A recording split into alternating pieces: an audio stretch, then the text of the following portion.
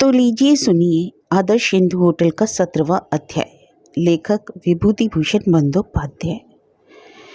एक दूसरी घटना यह हुई कि रेल बाजार में सब जगह यह अफवाह फैल गई कि बेचू चक्रवर्ती का पुराना होटल टूट जाएगा। उस दिन तीसरे पहर अपनी पुरानी आदत के मुताबिक हजारी चूर्णी के किनारे टहल कर वापस आ रहा था कि रास्ते में पद्दो मेहरी से मुलाकात हो गई। हजारी ने पद्दो को पुकार कर कहा, ओ पद्दो दीदी, कहाँ जा रही हो? पद्दो मेहरी रुक गई। उसके हाथ में पत्थर की एक छोटी सी प्याली थी। शायद आसपास ही कहीं पद्दो मेहरी का घर है। प्याली में क्या है दी पद्दो दीदी? जामन है दही जमाने के लिए, ग्वाले के यहाँ से ले जा रही हूँ। राजी खुशी हो ना? हाँ हूँ किसी तरह। तुम तो मजे में हो ना ठाकुर? तुम शायद कहीं पास ही रहती हो। इस सवाल के जवाब में पद्दो मेहरी ने जो कहा हजारी उसके लिए बिल्कुल ही तैयार नहीं था। वह बोली, आओ ना ठाकुर, ना हो तो एक बार मेरे घर पर ही आ जाओ। अच्छा तो चलो पद्दो दीदी। छोटा सा घर, एक और छोटा कुआं, दूसरी और टीन का रसोई घर और गौशाला। पद्दो मेहरी ने चबूतरे पर से एक चटाई लाकर हजारी के लिए बिछा दी। हजारी को थोड़ी घबराहट और संकोच हो रहा था। उसकी मालकिन है, लगातार 7 बरसों तक उसने उसके होटल में काम भी किया है। हमें क्या इतनी आसानी से बुलाया भी जा सकता है? यहाँ तक कि पद्दो मेहरी से वह हमेशा डरता आया है। आज भी ना जाने कहाँ से वही भाव आज टूटा। पद्दो मेहरी ने कहा, पान बनाऊं, खाओगे? तो ना हो तो एक। हजारी संकुचित होकर बोला। पद्दो मेहरी ने पान बनाकर चाय की एक रकाबी में लाकर हजारी के सामने रख दिया। फिर कहा, सुना है रेल का होटल तो तुमको मिल गया है, वहां बैठाओगे किसको? सोच रहा हूँ वहां बंशी के भांजे नरेन को बैठाऊं। नरेन की याद है ना उसी को। तनख्वाह क्या दोगे? वह सारी बातें अभी तय नहीं हुई। वह तो मेरे होटल में हिसाब किताब रखता है, देखभाल करता है, बड़ा अच्छा लड़का है। ठीक है। चक्रवर्ती बाबू की तबीयत ठीक है ना? कितने ही दिनों में उधर जा नहीं पाया। होटल कैसा चल रहा है? बुरा नहीं चल रहा, लेकिन मैं क्या कह रही थी जानते हो ठाकुर, रेल के होटल में मालिक बाबू को थोड़ा हिस्सा दे दो ना तुम्हें भी तो काम में सुविधा हो जाएगी। हजारी इस प्रस्ताव के लिए राजी नहीं था। उसने जरा अचरज से कहा, मालिक किस तरह से रहेंगे? उनका अपना होटल? उसकी फिक्र मत करो, वह मैं देख लूंगी। क्या कहते हो फिर? अभी तो मैं जवान नहीं दे सकता पद्दो दीदी, लेकिन एक बात मेरे मन में उठ रही है, वह कह ही देता हूँ। रेल कंपनी जब टेंडर लेती है तो जिसका नाम उसमें लिखा रहता है उसके सिवा और किसी को हिस्सा नहीं दिया जा सकता। होटल तो मेरा नहीं है, रेल कंपनी का है। ठाकुर, एक बात कहूँ, तुम अब बड़े होटल वाले हो, सुनती हूँ कि बहुत रुपए कमाते हो, लेकिन मैं तुम्हें वही हजारी ठाकुर समझती हूँ। तुम फिर हम लोगों के होटल में आ जाओ। हजारी ने अचरज से कहा, चक्रवर्ती बाबू के होटल में खाना पकाने? फिर मन ही मन सोचा, पद्दो दीदी का क्या दिमाग खराब हो गया है? कहती क्या है? लेकिन पद्दो ने काफी जोर देकर कहा, सच कहती हूँ ठाकुर, तुम फिर हमारे होटल में चले आओ। क्यों पद्दो दीदी, तुमने यह बात क्यों उठाई? तो कहती हूँ सुनो, तुम्हारे आने से हम लोगों का होटल फिर जम जाएगा। इस तरह की बात उसने पद्दो मेहरी के मुंह से कभी नहीं सुनी थी। वही पद्दो मेहरी आज उससे उससे कैसी बातें कह रही है। हजारी पसीज गया। वह भूल गया कि वह एक बड़े होटल का मालिक है। पद्दो दीदी उसके मालिक की बराबरी की है। उसके मुंह की से यह बात उसके जीवन में सबसे बड़ा पुरस्कार है। इसी की आशा से मानो उसने इतने दिन राना घाट के बाजार में इतने कष्ट सहे हैं। दूसरे लोग चाहे जितना अच्छा कहें, पद्दो दीदी का अच्छा कहना उन लोगों से बहुत ऊंचा है, बहुत ज्यादा कीमती भी है। लेकिन पद्दो ने जो कहा है वह नहीं हो सकता। यह बात वह पद्दो को किस तरह समझाए? जब उसने गोपाल नगर की नौकरी छोड़कर फिर चक्रवर्ती बाबू के होटल में नौकरी की थी, तब भी अगर उन लोगों ने उसे ना भगा दिया होता, तब तो अपना होटल खोलने की कल्पना भी उसके मन में ना आती। उनके होटल में फिर नौकरी पाकर उसने अपने को बड़ा सौभाग्यशाली समझा था। उन लोगों ने क्यों उसे भगाया? अब तो कुछ नहीं हो सकता। अब वह अपना अपना मालिक नहीं है। होटल में कुसुम और अतसी के रुपए लगे हैं। उसकी उन्नति अवनति के साथ कई लोगों की उन्नति और अवनति जुड़ी हुई है। अपने ख्याल या अपनी खुशी से चाहे जो गुजरने से अब काम नहीं चलेगा। टेम्पी का भविष्य भी देखना होगा, और टेम्पी और नरेन बहुत दूर चला है, अब लौटा नहीं जा सकता। हजारी ने दुख और सहानुभूति के साथ पद्दो मैरी की ओर देखकर कहा, मेरा तो जी चाहता है पद्दो दीदी, लेकिन तुम ही बताओ अब कैसे जाया जा सकता है। ऐसा नहीं कि पद्दो मैरी यह बात समझती नहीं, लेकिन निहायत बुरी हालत में पड़कर वह ऐसी बात कह गई है। हजारी की बात कोई जवाब न देकर वह कोठरी में चली गई और कुछ देर बाद कपड़े में बंधी हुई एक पोटली लेकर बाहर आई। पोटली को हजारी के सामने रखकर उसने कहा, पढ़ना तो जानते हो ना, इसे पढ़कर देखो। यह नहीं कि हजारी पढ़ना नहीं जानता, लेकिन इस काम में वह बहुत होशियार नहीं है। फिर भी पद्दो दीदी से वह कैसे कहे कि वह अच्छी तरह पढ़ना नहीं जानता। पोटली खोलकर उसने देखा, उसमें थोड़े से कागजों के सिवा और कुछ भी नहीं है। पद्दो मैरी ने उसे संकट से उबार लिया। उसने खुद ही कहा, यह हैंड नोट है, कुल मिलाकर 700 के हैंड नोट। मालिक को जब भी जरूरत पड़ी मैंने उन्हें रुपए दिए थे। मैंने अपने हाथों की चूड़ी बेच दी, कानों की बाली बेच दी। जब सदवा थी तो सब कुछ था, बदन पर सोने के 2-4 गहने भी थे। हजारी ने अचरज से पूछा, तुमने रुपए दिए थे पद्दो दीदी? दिए नहीं तो इतने दिनों से होटल किसके रुपयों से चल रहा था? जो कुछ था मैंने सब उसके पीछे खत्म कर दिया। कुछ रुपए मिले नहीं, बस मुझे, मेरी बहन की बेटी और देवर के बेटे को खाना भर मिला है। पैसे बिल्कुल ही नहीं मिले ऐसा भी नहीं है, लेकिन वह होगा भी कितना। बहन की बेटी की शादी में मालिक ने 100 रुपये दिए थे। वह आज से 7 बरस से पहले की बात है। 700 रुपयों का ब्याज कितना हो जाता है? रुपए बहुत दिन पहले दिए थे, आज 9 बरस से ज़्यादा हो गए। उन 100 रुपये के अलावा एक पैसा भी नहीं मिला। मालिक सिर्फ यही कहते आ रहे हैं कि होटल की हालत जरा संभल जाए, सब हो जाएगा, दे दूंगा। उनसे तुम्हारी जान पहचान पहले से थी या राना घाट से हुई? वह बहुतेरी बातें हैं ठाकुर। वे हमारे फूले नवला के चक्रवर्तियों के घर के लड़के हैं। उनके बाप का नाम था ताराचंद्र चक्रवर्ती। बहुत अच्छे, बहुत बड़े आदमी थे। उनकी हालत भी अच्छी थी। हमारे मालिक ताराचंद्र चक्रवर्ती के बड़े लड़के हैं। उन्हें लिखना पढ़ना ज़्यादा नहीं सीखा। कहा कि राना घाट में जाकर होटल खोलूंगा, पद्दो कुछ रुपए दे सकती हो? रुपए मैंने दिए, इसको आज हो गए।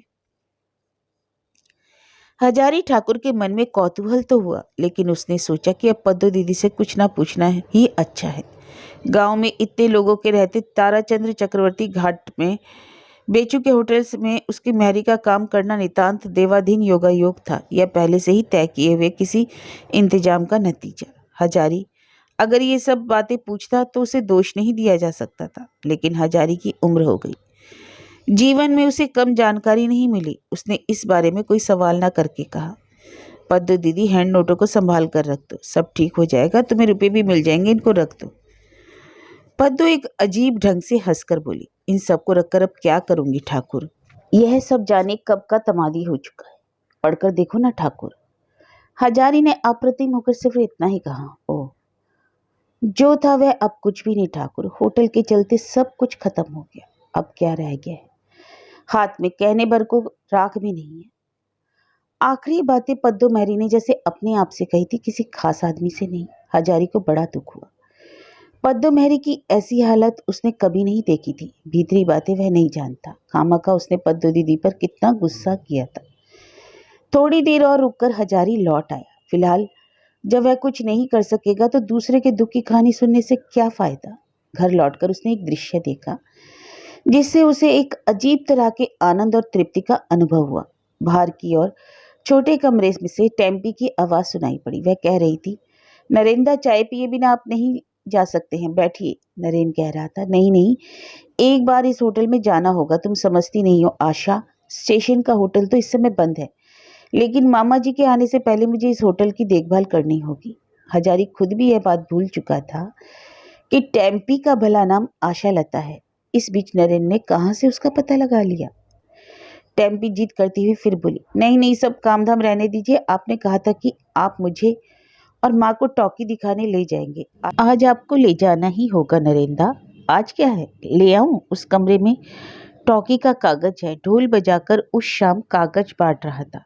खोखा एक कागज ले आए, जाओ झटपट ले तो आओ। हजारी नहीं चाहता था कि उन लोग की बातचीत में बाधा डाले। यहाँ तक कि वह दबे पांव चबूतरा पार करके ज्यों ही उत्तर वाले कमरे में घुसा, त्यों ही टॉकी के कागज की तलाश में आई हुई टेम्पी बाबा के सामने पड़ गई। टेम्पी को कहीं बाद में किसी तरह की लज्जा ना हो, इसलिए हजारी ने दूसरी ओर देखकर कहा, अरे टेम्पी, तेरी माँ कहाँ है? टेम्पी अचानक थोड़ी संकुचित हो गई, बोली, कौन बाबा, कब आए? तुम्हारे आने का तो पता ही नहीं चला। हजारी को लगा जैसे टेम्पी उसे देखकर खुश नहीं हुई, जैसे वह सोच रही हो कि बाबा जरा देर बाद ही आते तो क्या नुकसान हो जाता। हजारी के दिल के अंदर कहीं एक तरह का दर्द सा उठा। आह, बेचारी बेटी, सारी बातें क्या वह सजाकर कह सकती है कि खुद समझ सकती है? टेम्पी को खुद अपने मन की क्या खबर है? हजारी ने कहा, मैं तुरंत होटल जा रहा हूँ टेम्पी, 5 बज गए हैं, बस रुकने से काम नहीं चलेगा। एक गिलास पानी मुझे दे दो। दूसरे कमरे से नरेन ने पुकार कर कहा, मामा जी कब आए? हजारी जैसे पहले से नरेन की बात नहीं सुन सका था, या नरेन यहाँ मौजूद है इसके बारे में वह कुछ नहीं जानता। ऐसा भाव दिखाकर वह बोला, कौन? नरेन, कब आए बेटा? मैं बहुत देर से आया हूँ मामा जी, चलिए मैं भी होटल ही जा रहा हूँ। कहता कहता नरेन सामने आ खड़ा हुआ। हजारी ने कहा, तुम नाश्ता वाश्ता कर लो ना, इस वक्त होटल के में धुएं में जाकर क्या करोगे, बैठो जरा देर। टेम्पी, अपने नरेंदा के लिए चाय? नहीं नहीं, रहने दीजिए मामा जी, होटल में भी तो अभी चाय बनती है। बनने दो, लेकिन जब घर आ ही गए हो तो चाय यहीं पीते जाओ। कहकर हजारी घर के बीच वाले कमरे की ओर सरक गया। हजारी ने देखा टेम्पी की माँ उस समय भी रसोई घर के चबूतरे पर एक चटाई बिछाकर गहरी नींद में सोई हुई थी। बेचारी एंडोशाला में काम करते करते ही मरती रही। अब जाकर नौकर लगभग सारा काम कर ही देता है, तब वह भी थोड़ा जीवन का उपभोग कर लेना चाहती है। हजारी ने स्त्री को भी नहीं जगाया। सबने मिलकर हमेशा बहुत तकलीफें सही हैं, अब जब सुख का मुंह देखने को मिला है तो उसमें विघ्न क्यों डालेगा? टेम्पी की माँ सोती रहे। हजारी घर से निकलने ही जा रहा था तो नरेन ने जरा शर्माते और माथा खुजलाते हुए कहा, मामा जी, आशा कह रही थी कि मामी जी को और उसको एक बार टॉकी दिखा लाऊं, आप क्या कहते हैं? हजारी को इस बारे में कोई संदेह ना रहा कि यह बात कहने के लिए टेम्पी ने ही नरेन को कहा है। उसके मन में कौतुक और आनंद दोनों ही दिखाई पड़े। बच्चे हैं सब, वे क्या करते हैं क्या नहीं करते बड़े लोग सब जानते हैं, और वे बेचारे समझते हैं कि कोई उनके मन की कुछ खबर नहीं रखता। उसने घबरा कर कहा, जाओगे तो जाओ ना, आज ही जाओगे? पैसे रुपए सब तुम्हारी मामी के पास है, मांग लेना। कब तक लौटोगे? रात के 8 बज जाएंगे मामा जी। अगर आप खुद स्टेशन पर जाकर थोड़ी देर जाकर बैठे। अच्छा, मैं स्टेशन पर चला जाऊंगा, तुम उसकी फिक्र ना करो। तुम इन लोगों को ले जाओ। अरे टेम्पी, अपनी माँ को बुला तो ले। अगर तुम लोगों को जाना है तो तैयार हो जाओ। हजारी ने और देर नहीं की, घर से बाहर निकल गया। बच्चों की हंसी खुशी में वह विघन नहीं डालना चाहता। पहले बाजार वाले होटल में आकर यहाँ का सारा इंतजाम कर देने के बाद वह स्टेशन के प्लेटफॉर्म के होटल में आया। यहाँ वह ज्यादा नहीं बैठा करता। नरेन ही यहाँ का मैनेजर है। साहब ही ढंग का यह सारा इंतजाम उसे जाने कैसा लगता है। शाम के 7:30 बजे हैं। चटगांव मेल आने में ज्यादा देर नहीं है। बनगांव की गाड़ी भी अभी छूटेगी। इस समय से लेकर रात के 11:30 बजे तक Sirajganj Dhaka Mail, North Bengal Express वगैरह के दूर दूर की गाड़ियों की भीड़ रहती है। बहुत से यात्री आते जाते हैं, बहुतेरे खाते भी हैं। हजारी की उम्मीद से बहुत ज्यादा लोग यहाँ खाना खाने आते हैं। हजारी को देखकर रसोई घर और नौकर चाकर थोड़ा घबरा गए। सभी जानते हैं कि हजारी ही उनका असली मालिक है, नरेन तो सिर्फ मैनेजर है। उन्होंने यह भी अच्छी तरह समझ लिया कि अभी 10 बरस वे लोग हजारी के पैरों तले बैठकर खाना पकाने का काम सीख सकते हैं। इसलिए हजारी को सिर्फ अपना मालिक समझकर वे लोग उसकी प्रति सम्मान दिखलाते हैं, ऐसी बात नहीं। वे लोग उस्ताद कारीगर जानकर उस पर श्रद्धा भी रखते हैं। एक रसोइये का नाम है सतीश दिगुड़ी। हुगली जिले के किसी गांव का रहने वाला है। राड़ी ब्राह्मण है।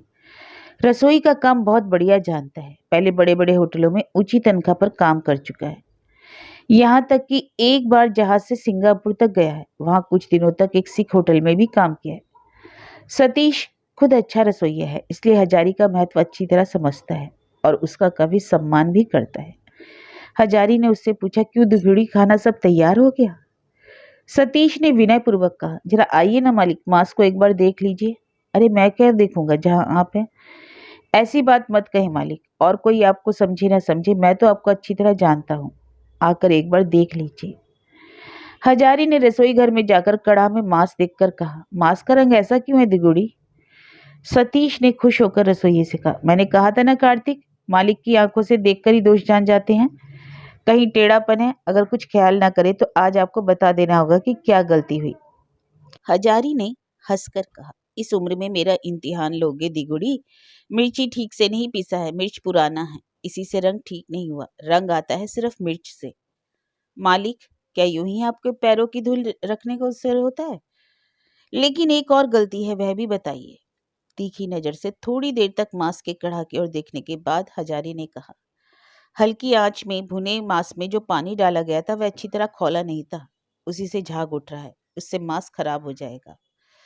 सतीश ने दूसरे रसोइये की ओर देखकर कहा, सुनो कार्तिक सुनो, पानी डालते वक्त ही मैंने तुमसे कहा था ना कि इतना झाग उठ रहा है, अब मांस नरम नहीं होगा। और देखो देखो, मालिक ने बिना देखे ही कैसे समझ लिया। आप ठीक उस्ताद है मालिक।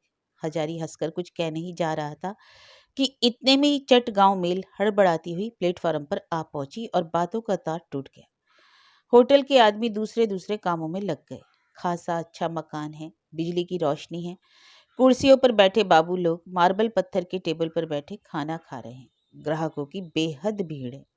उधर बनगांव लाइन की गाड़ी भी आकर खड़ी हो गई। शोरगुल, हल्ला, व्यस्तता, पैसे गिनने का और छोर नहीं मिलता। यही तो जीवन है। बीचू चक्रवर्ती के होटल के रसोई घर में बैठकर सरसी कलछुल घुमाते घुमाते उसने इसी तरह के एक होटल की कल्पना की थी, लेकिन कभी उसे भरोसा नहीं हुआ था।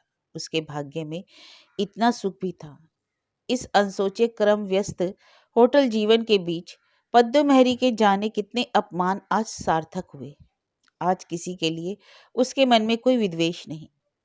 अचानक हजारी के मन में चाकदा से पैदल गोपाल नगर जाते समय उस छोटे से गांव के ग्वालों के घर की उस बहू का ख्याल आ गया। हजारी ने उसे जबान दी थी, वह उसके ऊपर रोजगार में लगा देगा।